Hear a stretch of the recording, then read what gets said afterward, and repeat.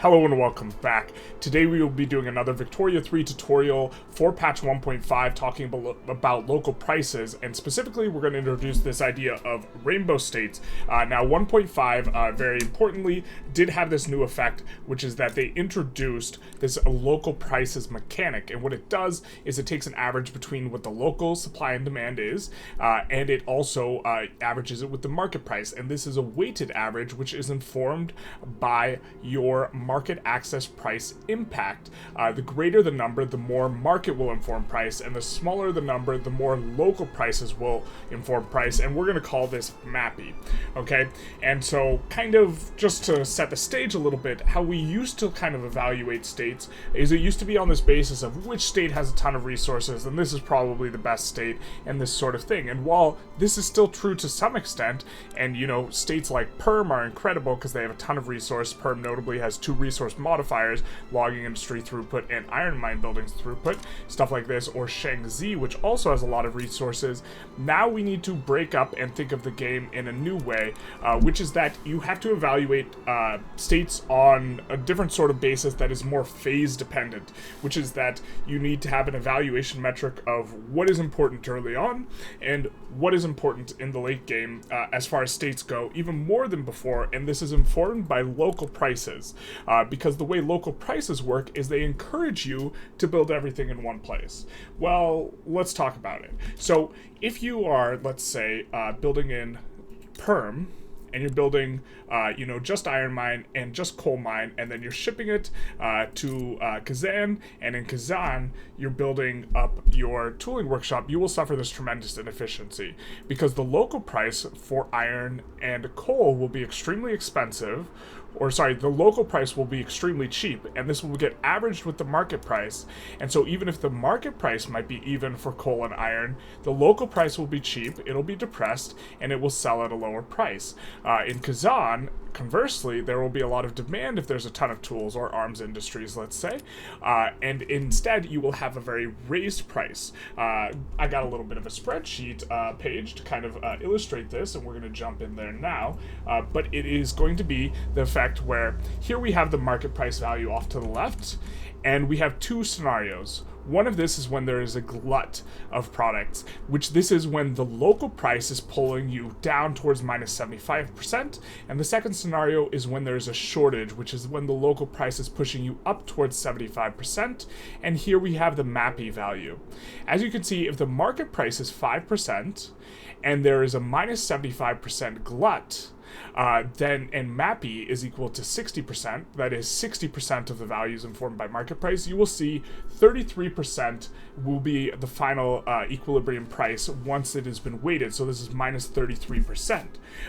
So in the instance of a glut, let's say if we're talking about jumping back into the game for a moment, if we're talking about the scenario we just discussed where iron is being overproduced in Perm and it's being used in tools factories in Kazan, the iron will sell at minus 33% in this scenario where we're at 60% Mapi.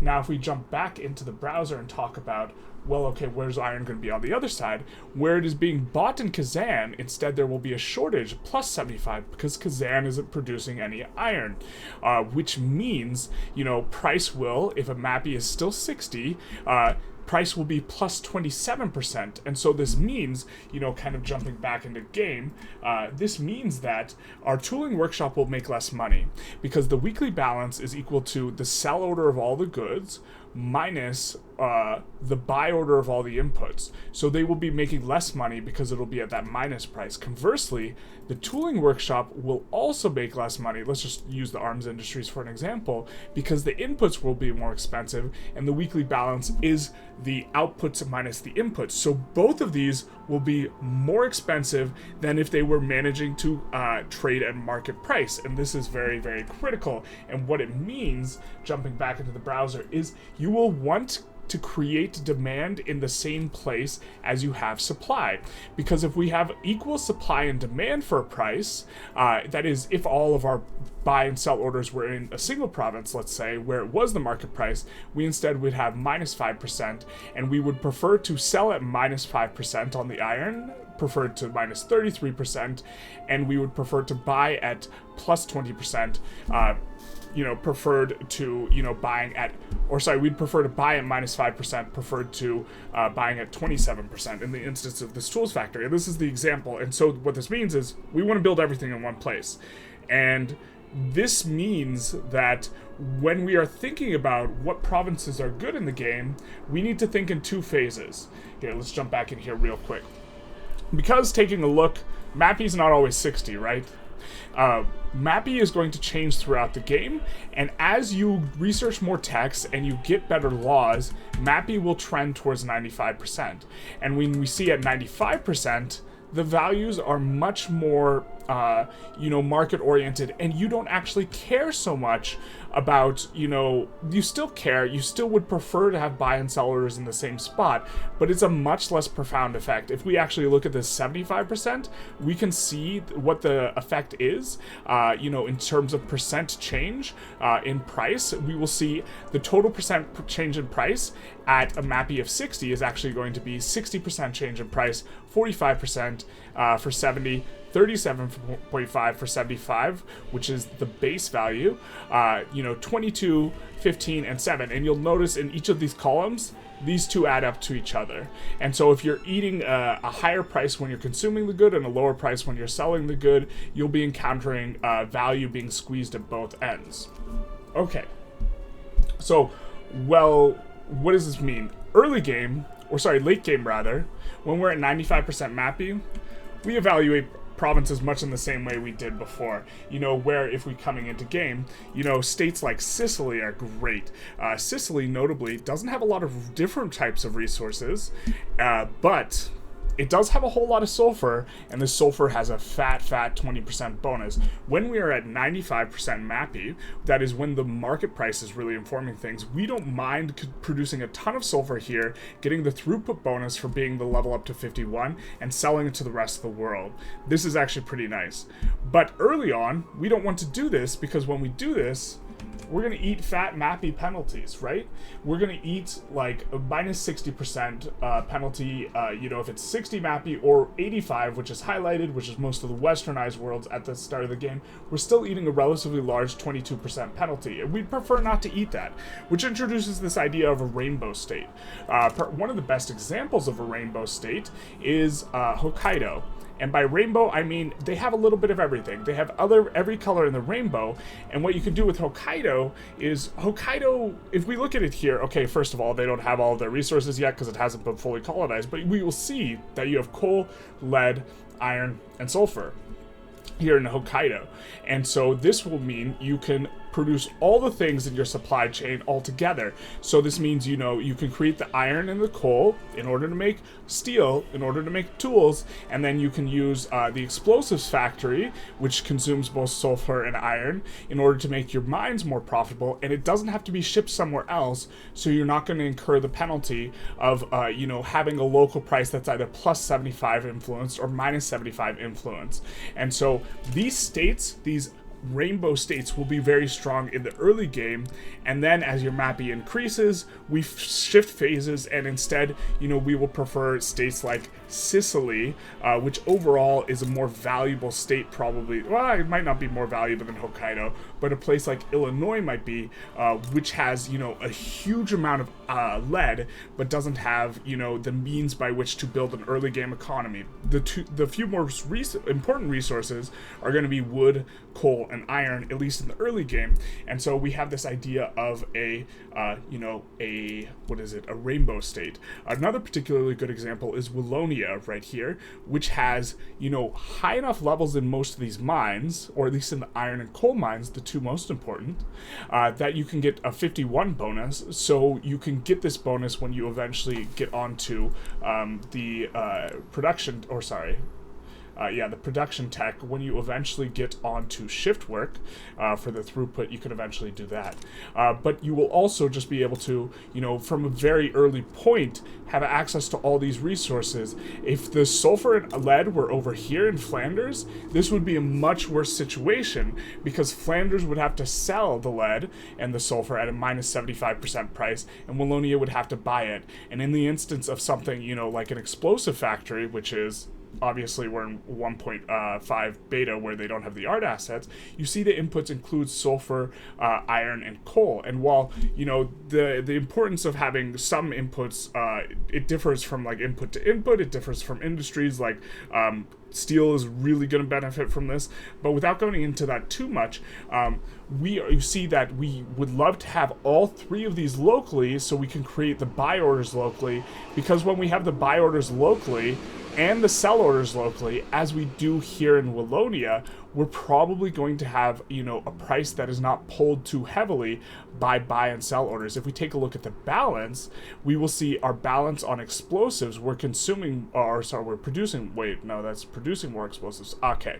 If we see our balance on sulfur, it is even.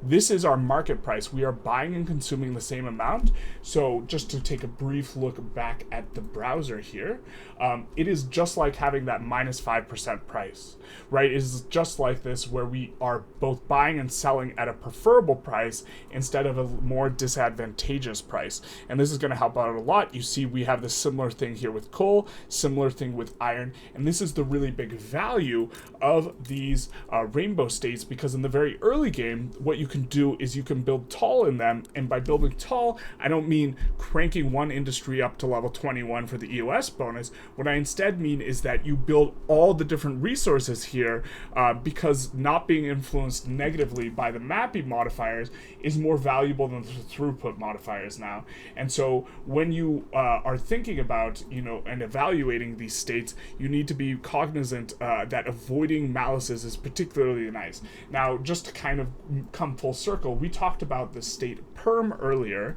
and to some extent, some states do have reasonable bonuses that offset things. For example, we have the 20% iron mines building throughput and the logging throughput. Perm is still extraordinarily strong as a result of this, because logging and iron are two of the most important things very early on, and so Perm maintains value in both phases of the game. But a state like, as we discussed, Sicily isn't going to be very good early on, but is really going to shine later on in the game. And so just kind of keeping an eye out for and asking ourselves, okay, what's the most rainbow state in my country, is an important sort of thing we can consider. So, for example, if we looked at the United States, long term, New York is probably one of the best places to build in, especially building tall, because we have this electricity output bonus. And this isn't even a throughput bonus, this is just an output bonus. So long term, this is actually probably the best place to build tall in. However, if we think of it from how rainbow is this, well, we do have a little bit of juice from the whaling, so we're going to have some oil available there for when the PMs initially turn on, so that's going to be nice. We have some fish, and we have the logging and the iron. So this is decent, and if we take into account the fact that we are going to be getting hardwood output, this will make the logging overperform. Logging and iron are the two most important things, but we don't have any coal. So instead, the most rainbow state in the United States might be Pennsylvania, where we have solid coal mines, solid iron mines, solid logging camps, and we have a logging camp and coal mines throughput bonus. As far as I know, there is no more rainbow-looking state, although California is also pretty good. California does suffer an infrastructure malus and doesn't have coal. You would want to have iron and coal. There are a few more U.S. states with iron and coal, but they don't look quite as good as Pennsylvania does. Pennsylvania also has lead, and we see down here, this is another example. Alabama is a relatively good rainbow state as well, but the values just aren't quite as good as Pennsylvania up here. And if I'm not mistaken, they don't have as many bonuses.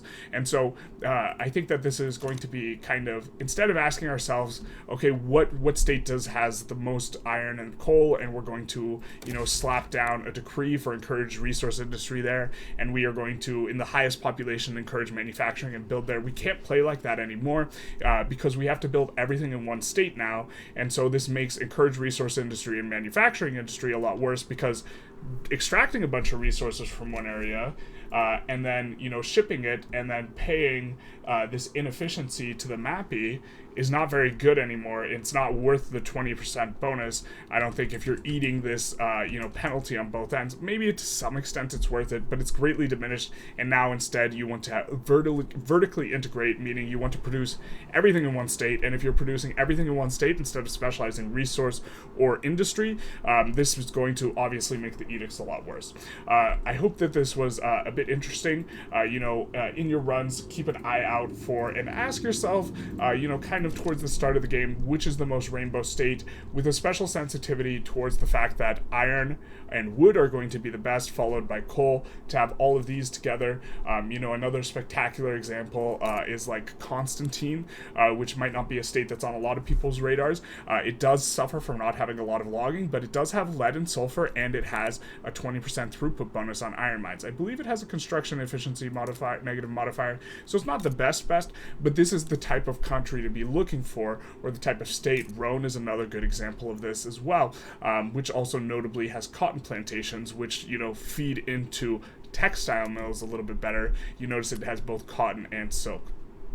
Anyways, I think I've said enough on this. I hope that this is a bit of a good example and also helps to illustrate what I think is actually probably a pretty hard concept to wrap your head around, which is what are the effects of local prices and how does it change my economy and why is the car so loud outside. I hope you enjoyed this video. If you did, please feel free to honk your horn and have a good day.